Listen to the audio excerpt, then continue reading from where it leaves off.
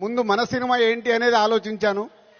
ఆ రోజు కథ విన్నప్పుడు ఏదైతే 4 సంవత్సరాల క్రితం ఫీల్ అయ్యానో, చిరంజీవి గారు ఇప్పుడు ఇందాక ఒక్కొక్క సీన్ గురించి మాట్లాడుతుంటే ఆనందం వేసింది.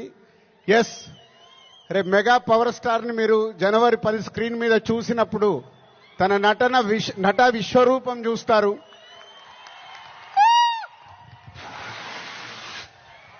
ఐఏఎస్ ఆఫీసర్గా, కొద్దిసేపు పోలీస్ ఆఫీసర్గా, ఇంకొద్దిసేపు ఒక పొలిటికల్ లీడర్గా ఉండాల్సిన లక్షణాలతో